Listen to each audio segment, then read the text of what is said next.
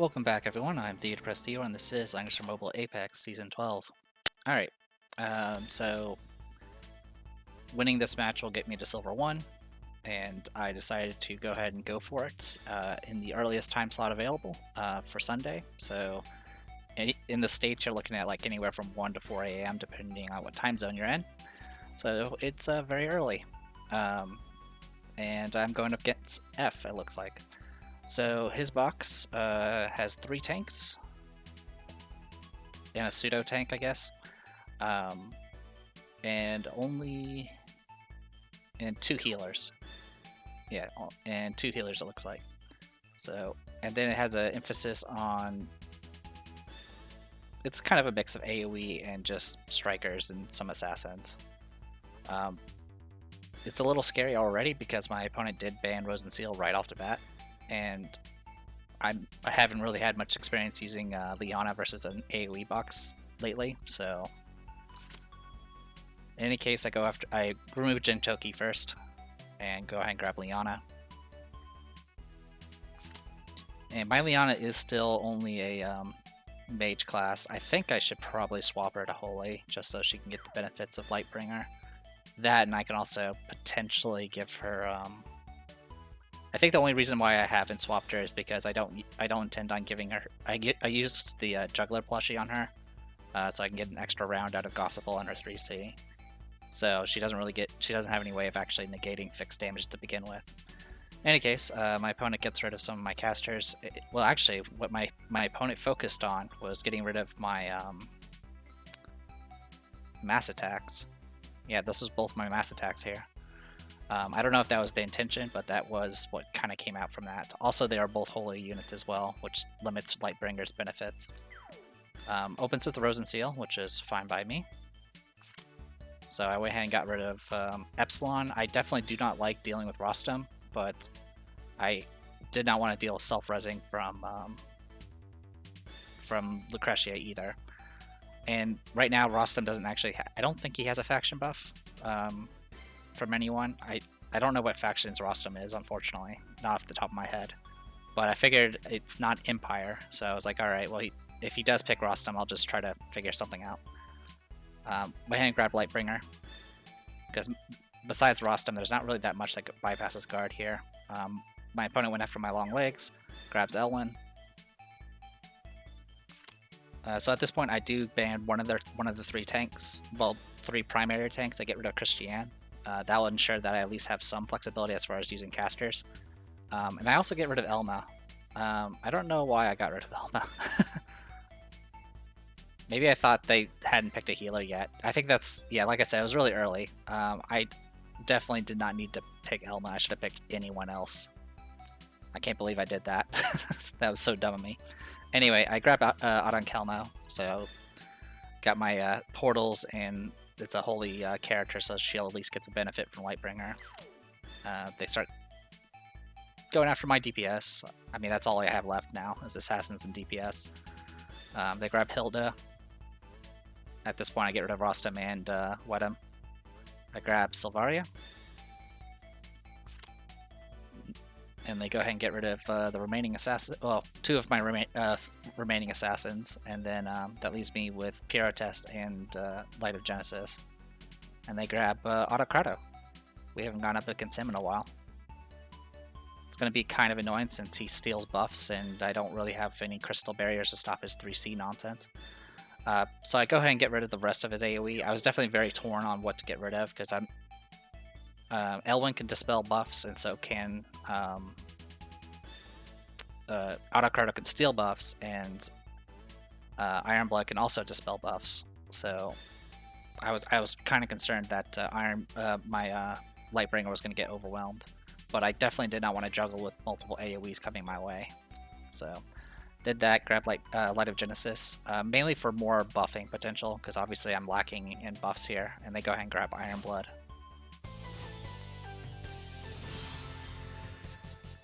Alright, I did make a change prior to this match. I decided, because originally her Adan Kelmo's accessory was a Vital Rose, which is the thing that lets you dispel a buff whenever you do damage, 50% of the time.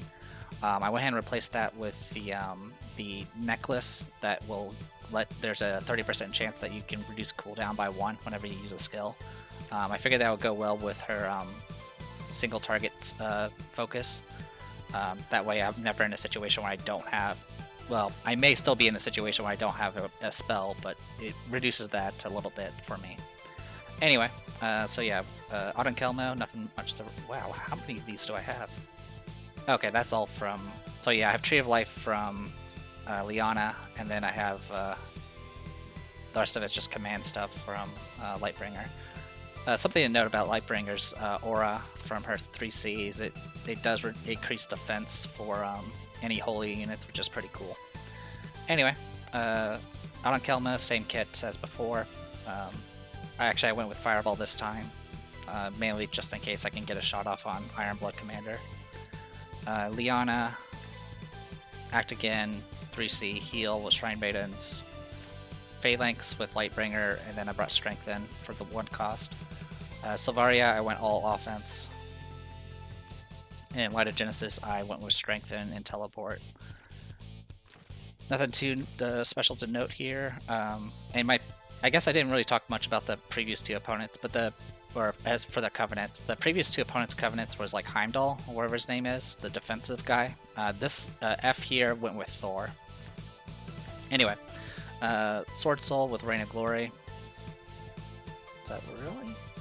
Okay, so yeah, I went straight Sword Soul for some reason, instead of his usual. That's actually safer for me, since I'm immune to heal negation. Rosen Seal with Fighting Monks had brought Imperial Radiance. Ironblood Commander has Mass Attack. Autocrato 3C with Provoke and Sword Dance, Giant Zombies.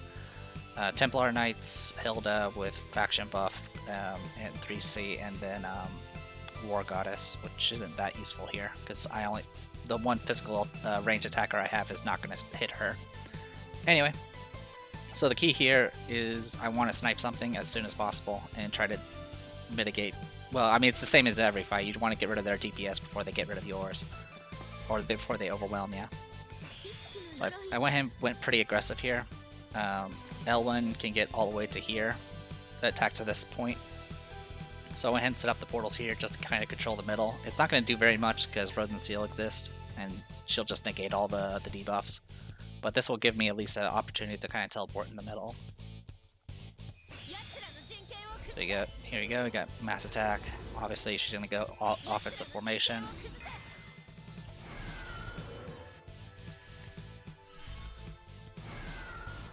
So I always assume that Autocrato has the Balance Blade, which would make his range 7, not 6 with his AoE. So you can get to here and go 1, 2, 3, 4, 5, 6, 7, or 7 here. So the big issue is his 3C can shuffle your formation. So I need to make sure I'm in a situation where I can, where the shuffling will not get me out of guard range. That's pretty much the key thing. So I went ahead and moved up.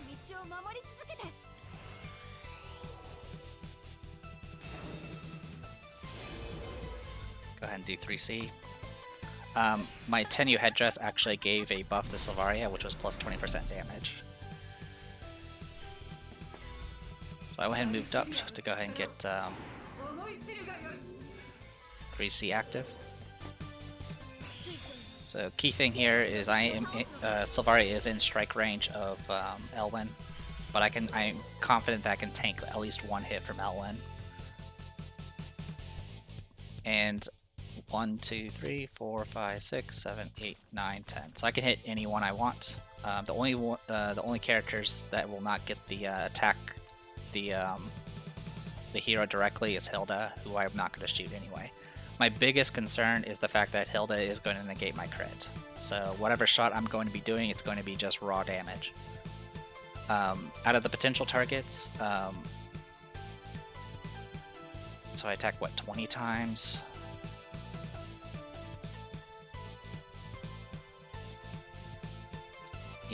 I might be able to, I might have been able to kill Elwyn. Autocrato I think is a big no. Yeah, that's, what, 6,000? Actually, 20 attacks. No, actually, I cannot kill Elwyn. No, there's no way. The loose math that you can kind of do is all your troops, your individual troops will each attack twice, and usually I have 10 troops if they're full HP, so that's 20 attacks for a full group of troops. And then the hero themselves will attack 20 times, unless you're juggler, in which case you attack 10 times. And so what you can do is you're essentially attacking with this much power, attack power, into this much defense, and then you just multiply it by 20, and that gives you kind of a loose area. And then things like obviously plus % damage and plus and minus % damage and stuff like that all kick in as well. And then there's of course all the traits that are not visible.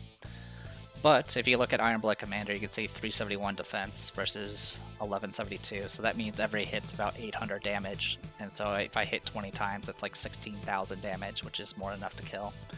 And then, like I said, that's not including anything from the 1.4 times damage, or the increased damage, the hero damage dealt increased by 20% or anything like that. But like I said, it's still pretty risky. Even with plus 20% damage, I mean, that changes a 10,000 to 12,000, so even then it's still pretty iffy. So I honestly wouldn't trust it. Also, there's the minus 15% damage taken from the miracle that was cast as well. So it's all just... Yeah, if there's anyone that I'm going to be able to shoot, it's going to be either Rosenseal, who may be immune to fixed damage, or Ironblood Commander.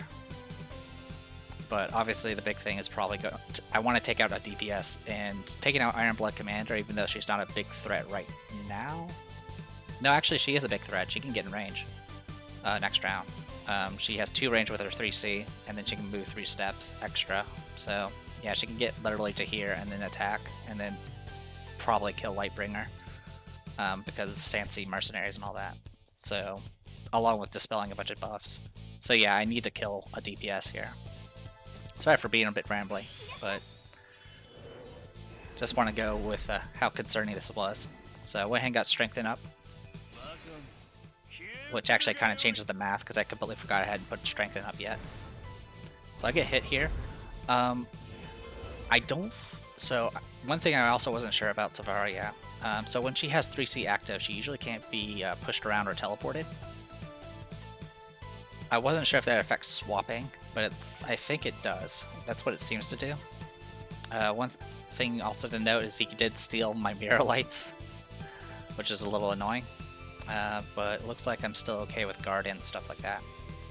Anyway, so yeah, with the Strengthen, that actually upped my attack by about 300. Looks like, or 200 or 300.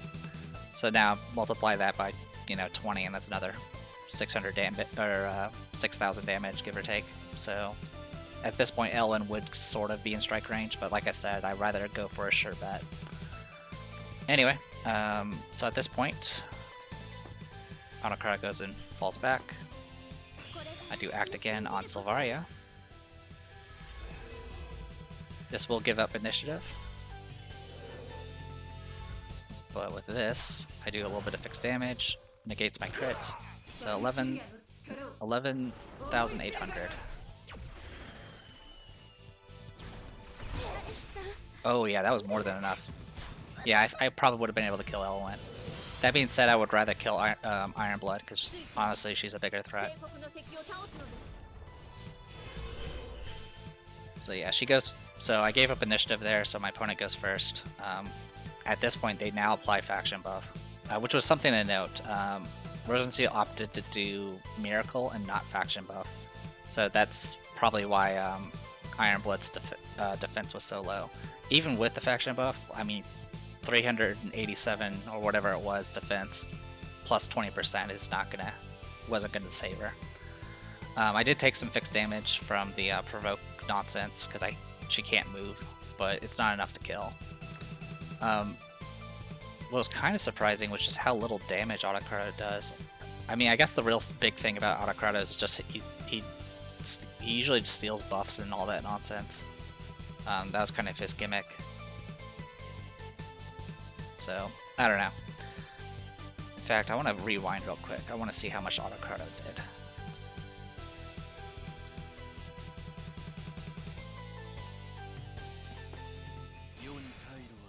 was at 100%. Oh yeah, it wasn't threatening at all. Wow, that was impressive.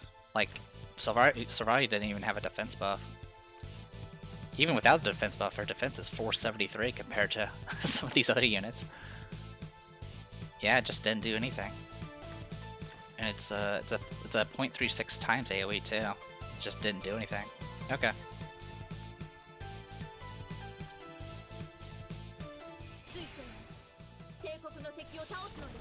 Yeah, so right now, I think when Autocardo hits 3 targets with his 3C, he does reduce the cooldown. But after that, he couldn't really do anything. Autocardo by himself, he can do some decent normal attack damage, but I mean, besides that, he just didn't have anything. I would be able to tank Elwyn easily enough because I had Phalanx troops, and Lightbringer is holy by herself, so she can kind of fend off the zombies a bit. So yeah, just kind of a short and sweet match, but I was kind of happy about it. I was actually taking a long time for this for my turn. And he decided to just give up while I was still trying to figure out what I was going to do next. Honestly, I had pretty good. It was pretty flexible at that point because I kind of could just move in at that point, and Autocardo wasn't going to do anything, and I would just gradually just take the center and just nuke everything with Tensei Jessica and Autokelmo. I think I was considering where to move. Oh, I was considering where to move Sylvari. I just set up another snipe because obviously I wanted to keep sniping. But it is what it is. With that, I am Silver 1. The match was kind of short. I apologize, though I was definitely rambling.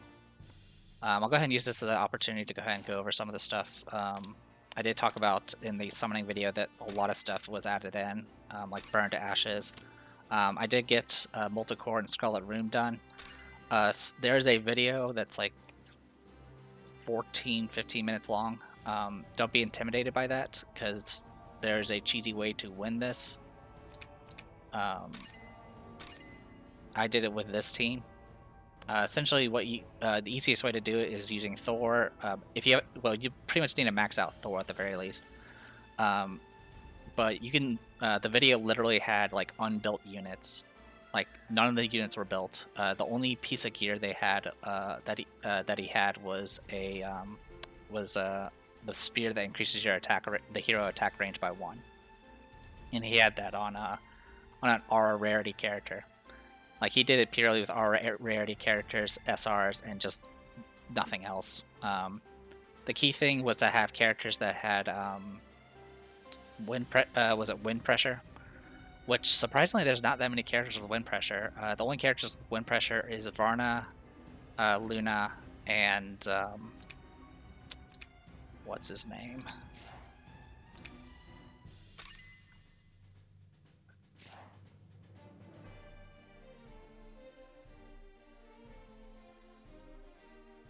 Somewhere in here. Keith. Yeah, Keith has access to wind pressure.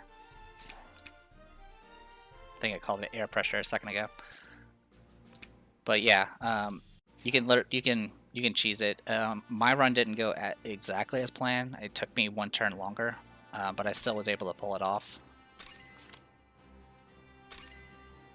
But essentially, as long as you have a lot of AoE and a lot of fixed damage, you will gradually you kind of just end up stun locking the boss, and then eventually it becomes vulnerable to all AoE, and you can use that to essentially Thor hammer him to death. And then for Molten Core, pretty much it's similar to the previous batch of levels. You have a team that uses Frigg, and then you just nuke them to oblivion. I had to actually readjust my my covenants so I can actually get certain in-tier abilities for Frigg, because I was lacking them. It's just a way. Essentially, if you are strong enough and you have a good enough Frigg and enough good casters, you can essentially you can clear out Molten Core within about 5 minutes. There's a video for it as well. Storm of Sulfur is probably the most complicated one. I'm probably not going to bother with it. Eyes of Flame, I may go ahead and do just to clear it. Supposedly it's pretty easy, especially if you have decent strikers. I think I mentioned, yeah, the way of the laws now. So you're trying to grind all these. So I spent this week kind of just unlocking everything. So I either cleared every level or I cleared enough to unlock the level 70, and then I left it. And then you have a week cap of how many times you can do it. So I had about 60 uses left, and I used all of those uses to just build up stabs because majority of my units can use stabs. So been stockpiling that stuff. One thing to note, of course, is you only have so many sweep clearances. So what you should do is note what days have the gear that the tokens you want, and take advantage of the 20 auto clears that you can do, where it just automatically goes one after the other as long as you have stamina. Take advantage of that so you don't have to use as many sweeps. As for progress with that type of stuff, I kind of been dumping everything on Lucretia at first. And if you take a look, I've maxed out her staff casting powder, and I'm 2 levels away from maxing out accessory. And then I have like 1 rank of cloth armor, and I have nothing for hat. And then I did have some heavy armor, which surprisingly, this surprised me a bit. But if you go to Silvaria here, her casting pattern, she actually has heavy armor for her casting pattern. So I went ahead and I had some tokens for that, so I gave her that. I think that was everything. I might have had something for Kaguya, but I'm not sure if I did or not. Or Kagura, sorry. I've been calling her Kaguya again, haven't I? I apologize. Nope. Okay. Yeah, definitely didn't have anything for her. Okay. So yeah, like I said, I'm just going to focus on like one stat, because there's not any middle unlocks that I'm really desperate for, and I'm just going to kind of just, at this point, I just need to get as many staff tokens as possible. So one thing I mentioned earlier in a previous video, Lightbringer is already like my 5th strongest power, and she's only 5 stars, so she's probably going to be one of my top units once she gets her final star.